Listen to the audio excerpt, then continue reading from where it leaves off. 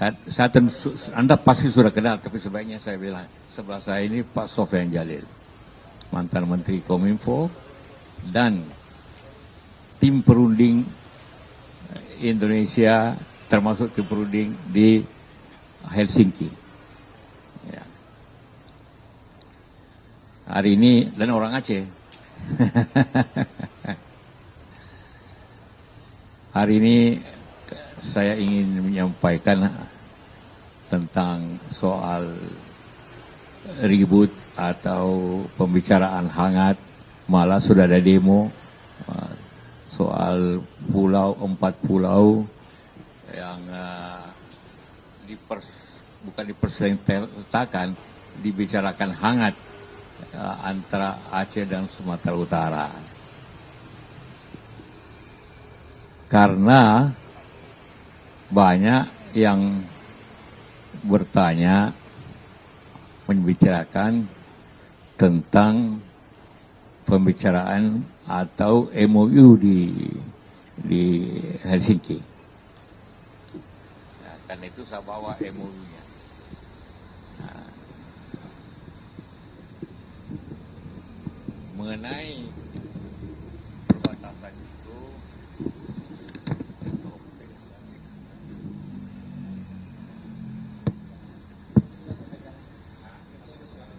apa? Nah. Ada di pasal 114, mungkin bab 1 ayat 1 titik 4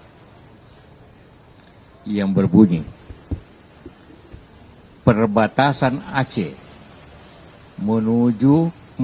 merujuk pada perbatasan 1 Juli tahun 1956. Jadi pembicaraan atau kesepakatan Helsinki itu merujuk ke situ. Nah, apa itu tahun 56? Di tahun 56 ada undang-undang tentang Aceh dan Sumatera Utara oleh Presiden Soekarno, yang intinya adalah memisah dulu Aceh itu bagian daripada Sumatera Utara, hanya residen. Kemudian presiden, karena kemudian ada pemberontakan di sana, DITI, waktu Dodber, maka Aceh berdiri sendiri sebagai provinsi dengan otonomi khusus. Jadi pemerintahan itu dengan kabupaten-kabupaten yang ada. Itu intinya. Jadi dasarnya, orang tanya, apa dasar undang-undang dasarnya? Undang-Undang nomor 24 tahun 1956. Itu yang meresmikan Provinsi Aceh dengan kabupaten-kabupaten 14 berapa kabupaten? Nah, itu. Jadi formal. Nah, dalam sejarahnya Aceh itu, ya kita mulai ke masalahnya. Pulau 4 itu, pulau ada namanya sekarang. Bapak, ini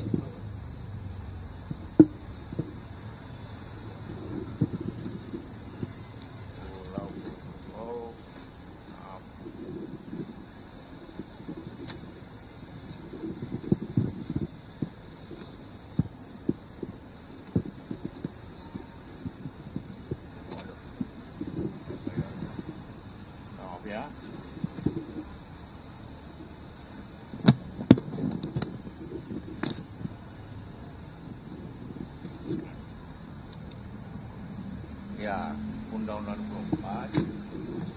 Dalam sejarahnya, Pulau Lipan, Pulau Panjang, Pulau Mangkir Besar, Mangkir Kecil, itu secara historis sudah dibahas di Kompas oleh tulisannya bahwa itu secara historis memang masuk Aceh Singkil. Bahwa letaknya dekat Sumatera Utara itu biasa.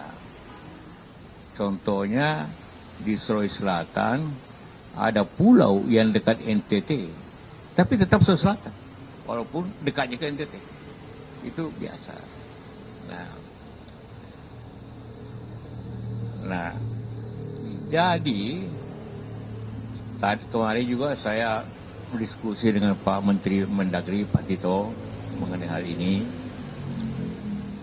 Wah, tentu karena ini dirikan dengan undang-undang, tidak mungkin itu tentu tidak bisa dibatalkan atau dipindahkan dengan Kepmen.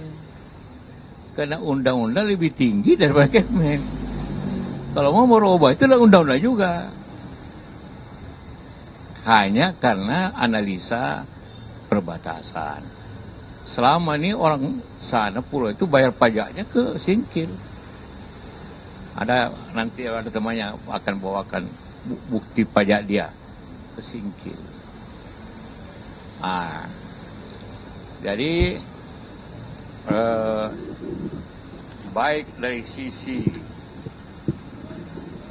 bahwa maksud baik Pak Tito kita juga hargai karena ingin pemerintah itu efisien yang dekat, yang pemerintahan dekat. Tapi secara historis ini memang pulau itu bagian dari Aceh dan itu dibentuk berdasarkan undang-undang. Walaupun di undang-undang tentu tidak sebut tentang pulau itu. Kemudian bagaimana perundingan di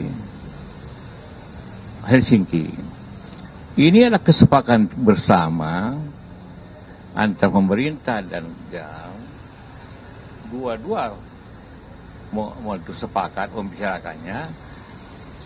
Apa kepentingan Pak Aceh? Ingin agar jangan ada katakanlah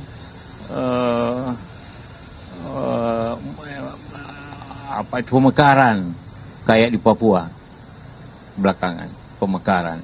Karena kalau ada pemekaran lagi di Aceh maka terpecah Aceh, timbul lagi masalah baru. Jadi pemerintah setuju. Nah, barangkali ingin menjelaskan Pak, bagaimana pembicaraan?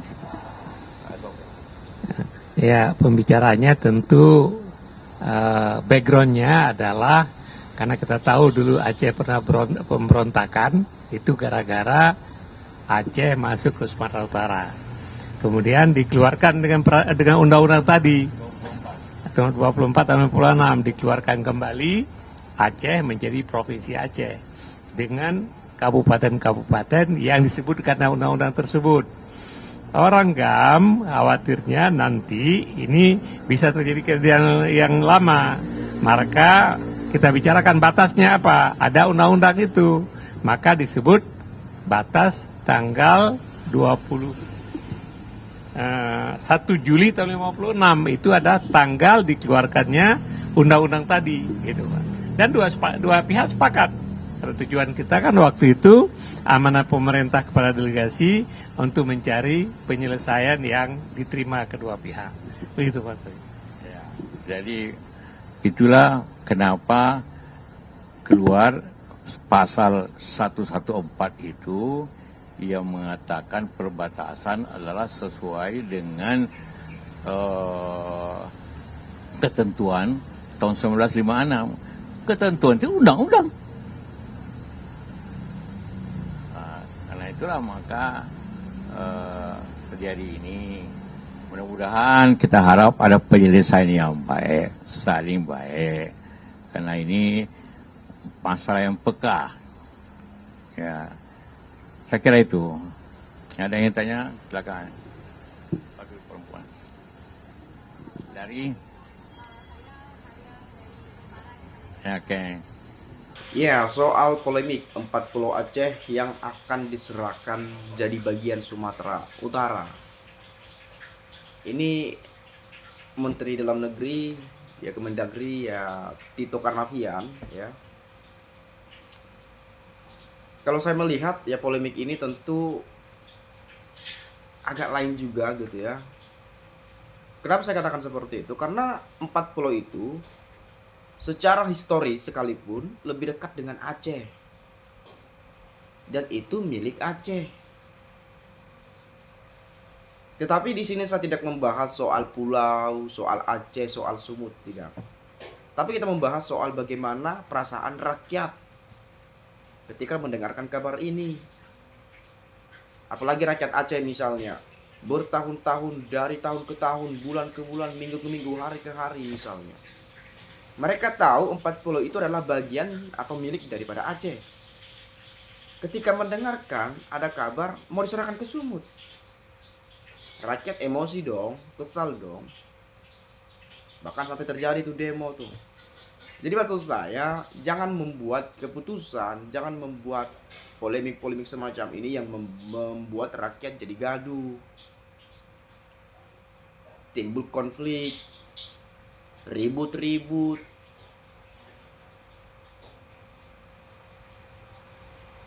Tapi kalau saya melihat ini, tapi ini saya asumsi saya saja, ya. Empat pulau ini diributkan atau ya kita bilanglah saling rebut, kita kelola bersama-sama dan lain seterusnya. Pasti ada sesuatu di balik ini. Barangkali SDA-nya atau mengandung migas mungkin, atau ada juga nikel di sana, kan kita nggak tahu juga gitu ya. Karena Aceh daerah istimewa, wilayah istimewa atau diistimewakan di Indonesia.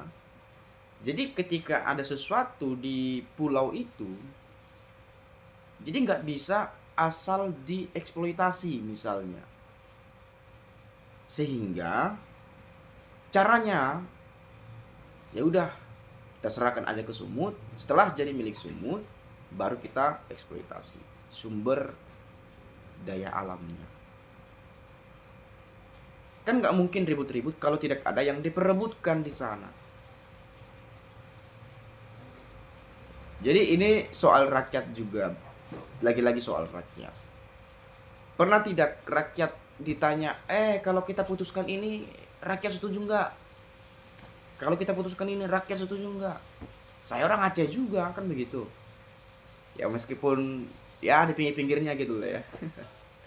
Kabupaten Aceh Tenggara tuh. Jadi kalau kita mendengarkan kabar begini, ya kok bisa begitu? Ya jangankanlah masyarakat Aceh gitu ya. Jelas kita melihat bahwa di berbagai banyaknya komentar netizen dari Sulawesi, Kalimantan, bahkan orang Sumatera Utara sekalipun, orang Medan sekalipun, atau orang Sumut lah, di mana-mana itu, banyak sekali yang berkomentar, kami mendukung Aceh sepenuhnya. Hak Aceh kita akan dukung terus. Bayangin orang Sumut mengatakan itu. Bahkan Deddy Sitorus, fraksi PD Perjuangan, anggota DPR RI, politisi senior juga di PDIP, ya dukung rakyat Aceh karena itu berbicara soal hak. Ya. Ini berbicara soal hak.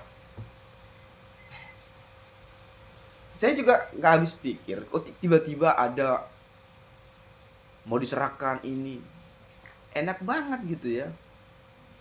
Bisa-bisanya kepikiran ke sana.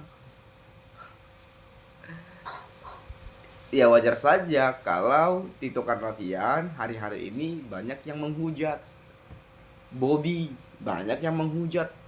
Apalagi di tengah-tengah keluarga Mulyono yang katanya ya, yang sering kita dengarkan lagi buruk-buruknya di mata masyarakat, malah membuat seperti ini lagi. Ya makin dihujat dong, kan begitu. Jadi kalau kita melihat di Indonesia teman-teman, ya, kenapa selalu muncul kasus yang membuat rakyat itu jadi gaduh? Kenapa selalu ada isu yang membuat rakyat itu jadi gaduh?